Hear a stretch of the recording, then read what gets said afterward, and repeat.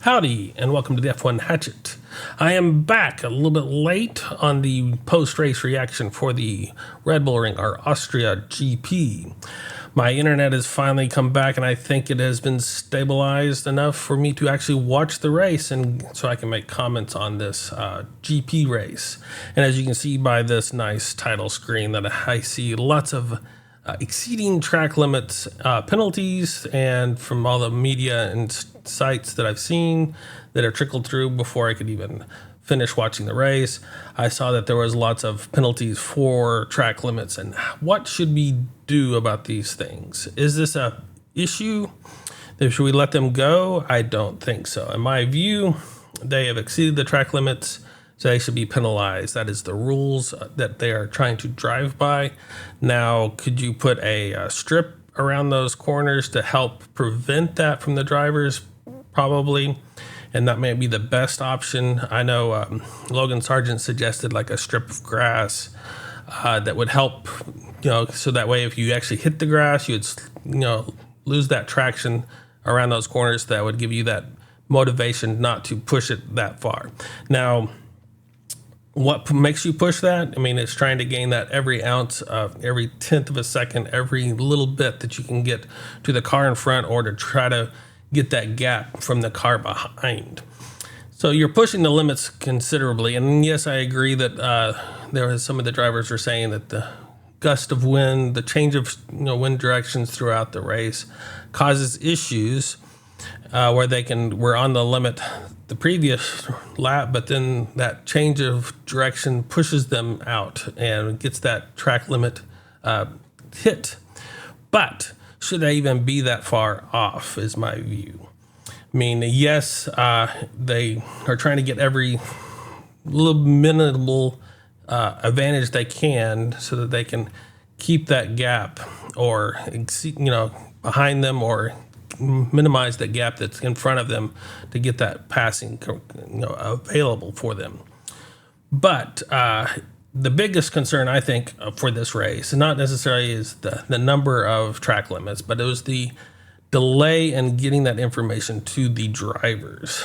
Having 15 to 20 laps down before they even get their first track warning or saying, hey, you've exceeded the track limits, really puts a damper on the driver's ability to adjust. I mean, they may have already had a track violation and 5-second penalty before they even can adjust that limit so that they can stay on the track. Now, the best thing would probably do is have some automated system. I don't know how possible that is, but have some electronical system. It would take a lot of money for this track because you'd have to have them in the car sensors and the track sensors to see when you actually went off, to notify immediately when those things happen. Or you could have something more physical that prevents the usage of going off track, like a strip of grass or gravel on the outside, so that there's really a nice penalty right there and then for the driver to hit that barrier. Just like a city track, right? A street circuit. You have those barriers on the walls. I mean, if you hit those, your day is done. So can there be something similar to that that's more safe in regards to both the Formula One and racetrack venues as well as the motorcycle venues? Can there be some kind of compromise? I'm sure there should be a way to compromise this set up, because I know there's that conflict between the two. It's races, tracks like this, but overall, I think that's the better option, is to have some kind of physical deterrent on the track that would actually give that immediate feedback for the drivers, so that say, yes, I hit that, my time dropped, I should not do that again. I get a little bit more gap between those, the barrier or whatever it is, if it's gravel or grass or whatever. I know curbs are a big thing, but those are dangerous in the sense of hitting those and bumping and tearing up your car, the underside of the vehicles, especially in this era of the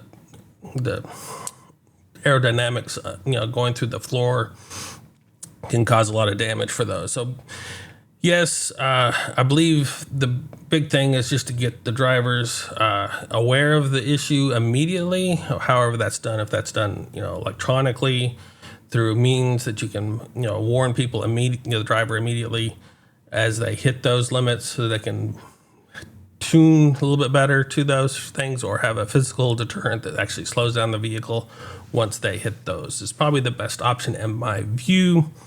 But I do think that they should be there. I don't think we should ignore them for a race and just let them race. I know some people want that to happen.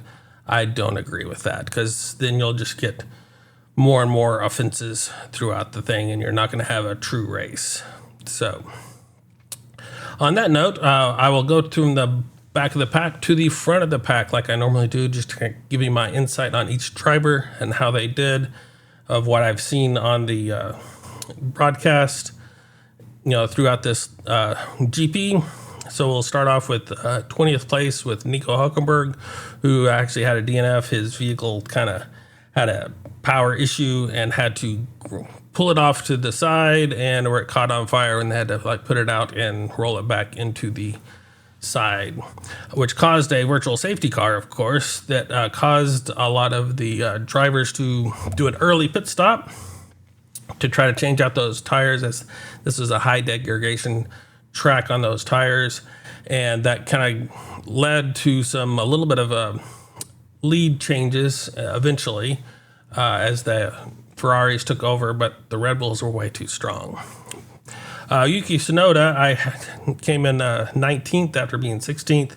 He didn't have a very good day at all, in my view. I didn't see a whole lot from him throughout this race. I know he went off in turn 4 early on after kind of colliding with Ocon on earlier, knocking that front end plate off his front wing, but never really recovered after that early incident. So it kind of stayed into that back of the pack. Kevin Magnussen was another one of these that kind of stayed in the back. He had some issues with Nick DeVries, throughout this race, battling it out, getting pushed off the track, having some floor damage, running through the gravel, keeping that vehicle in line. He just didn't have the pace needed in that Haas like his teammate had earlier. And they seem to be having a lot of higher degradation than the rest of the teams on those tires, so they have to replace those tires more frequently. So that leads them to be more in the back of the pack, even though they can try to qualify a little bit higher in. Nick DeVries qualified 20th and ended up 17th. I said he had some fights with Kevin Magnussen and pushing him off, and actually got a penalty for pushing K-Mag off the track at that point. So even though he moved up in the rankings from his qualifying position, I don't think he had a very good race, even though it might have been fun for him on track, trying to battle it out with K-Mag. Just in that 17th position, even though he's also ahead of his teammate there at Yuki. I think they should be a little bit higher in the field, in my view. Oscar Piastri is another one. It's like his teammate was way up in front. I'm not sure exactly what happened to Oscar. I know he lost 2 positions on the start of the race, and basically got hit the back of K-Mag on lap 24 at one point. So maybe that caused enough damage and enough issues that pushed him back, where he couldn't gain those positions back through the rest of the race. But he is farther back, and I think he should be farther up based on where his teammate ended up in this race. Valtteri qualified 14th, dropped back a position in 15th. He did lose 3 places on the start of the grid, and just had some wing damage and some other stuff that was going through on those initial laps. Still not a very good run for Valtteri Bottas. Hopefully those Alfa Romeos can start picking up the pace and get those updates that they need. And he was behind his teammate too, so very poor run for Valtteri today, or I should say at this race. Esteban Ocon qualified 12th and ended up 14th. He is the one that had the most penalties for track limits, and he had also an unsafe release penalty. So that pushed him way back in the field. So that's pretty much all on him on this regard, even though I think he was doing a decent job, not quite as well as his teammate, but a decent job in running besides those penalties. And of course, if you look at the penalties, that makes it a very poor run. Logan Sargent did a really good job, I think. Maybe starting to come together on the races tracks that he's seen before. I know that they hadn't seen a lot of the earlier tracks this season, so hopefully when they get back into these European tracks that Logan Sargent will be more familiar with and can actually take advantage of that Williams to try to keep up with his teammate and show what he can do. He qualified 18th and worked his way up to 13th.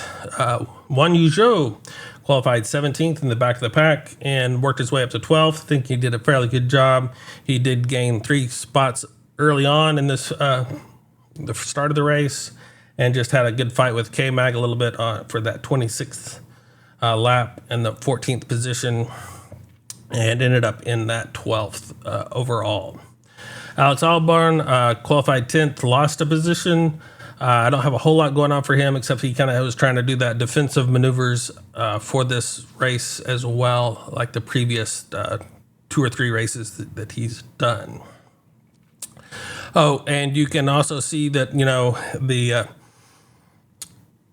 the laps here. So we had a lap down from 12th on down the field. So only the 11th and up were on the same lap as Max Verstappen when he crossed the checkered line. So quite a few lapped cars in this running.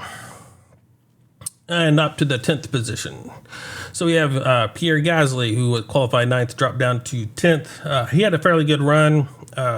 He did get a 5-second penalty or more for track limits, but still ended up in that points position. So that's a good at least point for that Alpine. Hopefully they can get a little bit better in the future. Lance Stroll needs to do some work.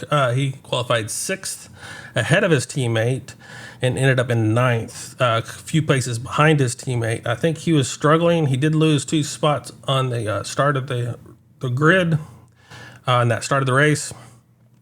And then just kind of had a black and white flag here and there and some penalties that kind of pushed him back, but still not where his teammate was. And so he needs to do some work to try to catch up with his teammate to help his teammate out and pushing them forward in this races. Hopefully in the future he can do that, but this track didn't seem to be very good for the Aston Martins at all, as they were farther back and that back could not keep up with the Ferraris or the Red Bulls in this regard, or even Lando for the most part. So not a great race for Lance Stroll. Lewis Hamilton was struggling all race, qualified 5th, ended up 8th. You could hear Lando on the radio basically saying that Lewis was going off track pretty much every corner on every lap during this race, really struggling, saying to his team that it was a very slow car and he couldn't keep it in the lines to go, so he was trying to go faster. And then George ended up just ahead of him due to the due to the penalty situation after the race. So the Mercedes overall didn't look very good at this race at all. Hopefully the high-speed corners at Silverstone next week will help them out some more in regard to their race pace, and they can get more information from that Mercedes to help improve and get closer to that front of that pack. George, as I said, qualified 11th, ended up in 7th. Did a fairly good job, I think, even though he was kind of under the radar most of the race. He ended up behind Lewis at the end, but due to the penalties after the race had ended, he ended up getting pushed forward. Carlos Sainz qualified 3rd, ended up 6th. He had a nice penalty that pushed him back behind Fernando. So not a great race for him on those track limits, but overall a decent race. I know he was kind of complaining about the Ferrari's strategy early on, trying to double stack those Ferraris, and then had slower pit stops that pushed him back, that made him really push to get ahead of them and back into that 3rd position earlier on, and then losing that tire wear and tear, pushed, couldn't maintain that pace for the end of that stint. So it got dropped back into the clutches of Fernando. Lando, I think, did an excellent job. He qualified fourth and ended up fourth in that McLaren. I'm not sure how good that McLaren is. I know they had a lot of upgrades, and he's feeling a lot better with that McLaren. Hopefully they can still show next week that those improvements were really good for that McLaren. But qualifying fourth and ended up fourth with all of the chaos that was going on with the track limits and everything, I think was a really good run for him.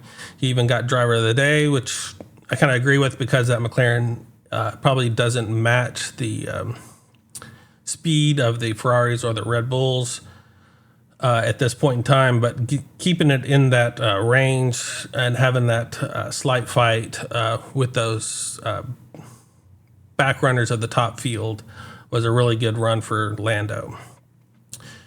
Sergio Perez came in, from 15th all the way to 3rd. So if Lando didn't get the driver of the day, I'd probably give it to Sergio, even though his qualifying was the problem for him, not making it into Q3 because of track limits, running out of track limits 3 times, and getting all those laps dropped in qualifying made him drop out before he can make Q3. Give him in that 15th position. Then, being able to, with that, you maximize that Red Bull in a sense. For him to come back through the field, I think he did a good job for that. Wasn't quite on par with his teammate, Max, who is in a league of his own, it seems. But an overall good run for Sergio. Charles Leclerc did another good job. He qualified second, ended up second. He tried to manage his tires, but, with those degradation and whatever in this running, pitting early under the virtual safety car at the end of that, getting out in front and kind of holding back some of that area was fairly good. He did lose the lead on lap, 35 from Max. So it was about halfway through the race when he lost that lead, and then kind of stayed in that second position and just couldn't fight for the first, and really didn't have to really push super hard to keep that second position at all. So a fairly good run for him. And then, of course, Max running away with it. He had a great start at the beginning, had a great start at the virtual safety car. He only lost the lead during that alternate pit stop because of that virtual safety car that other people took. So when he stayed out and actually pitted on his scheduled pit stop that they had originally scheduled for, he dropped behind the Ferraris and had to pass them on track. But once he got ahead, he pulled off a nice 24-second lead, or enough to at least come in at the very end, a lap before, and get on those soft tires to go for that fastest lap, which he did do and make. I know he kind of talked the team into doing that, as they were kind of worried about if they had a really bad pit stop or if they had something happen that they could lose that first position for him. But he really wanted to go for it, so they went ahead and pitted him and gave him that opportunity, and they did an excellent job with like a 2.2, I think, pit stop. So very good run for the Red Bulls in general. And, of course, Max Verstappen just running away with it, showing basically what that really Red Bull can do in this race.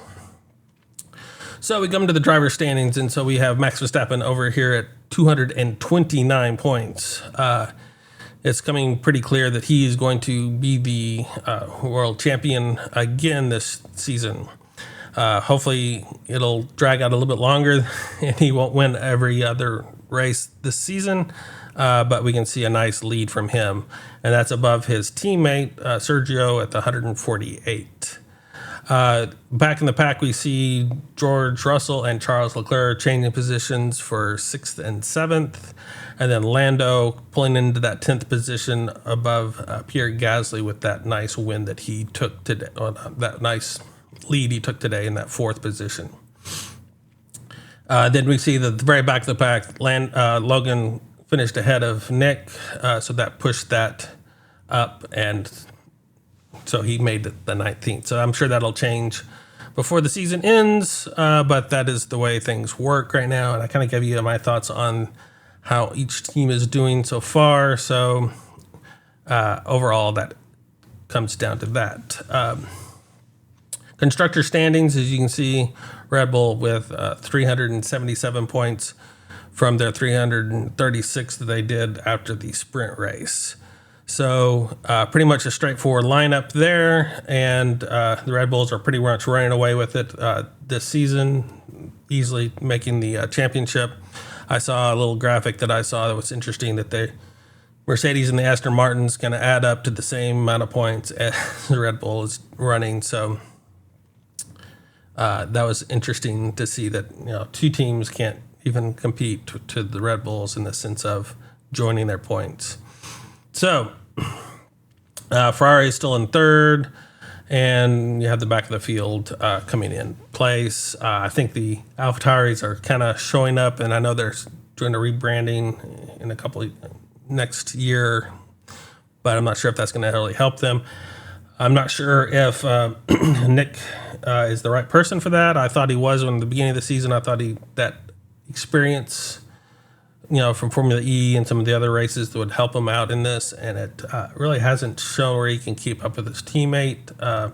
In the Williams, I think Logan might be able to start pulling in once he gets into these European tracks.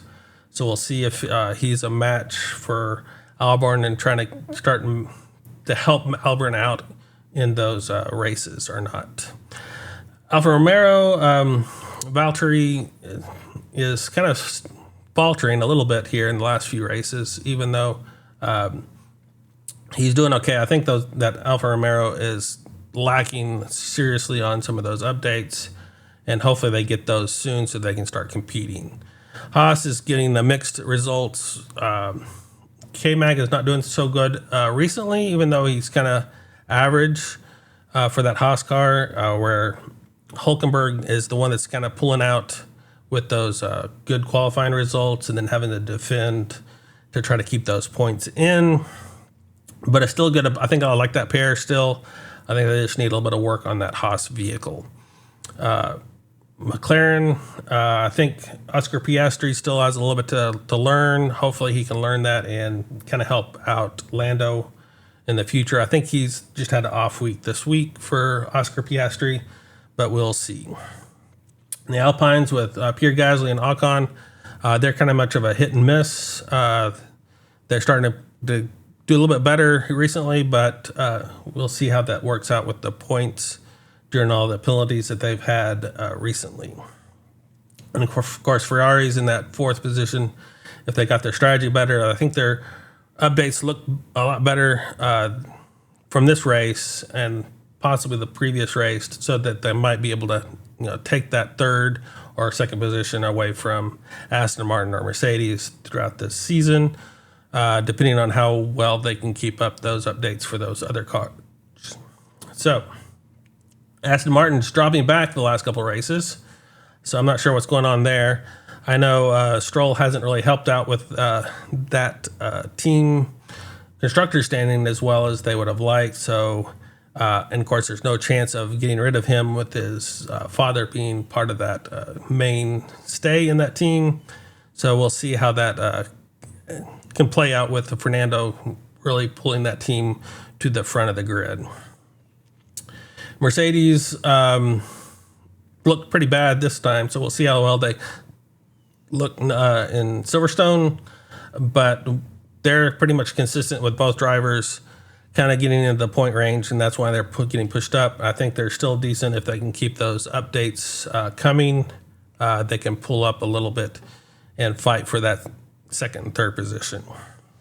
But that first position, of course, Red Bull is running away with it, even though Sergio is kind of a hit and miss situation where he comes in great several times, but then has to fight back through the field other times to get into the points. But they're pretty consistent in the points, and of course with Max winning most of the races and gets that nice lead for them. So overall, that's my general view for this GP in the Red Bull Ring. Next up, I said we have the Silverstone or the British GP this coming weekend. So this is actually a race week, and I will see you on the grid before then, or I will hopefully see you next week here on this channel. If you made it this far, I would appreciate a like, and if you want to see more of this, please subscribe.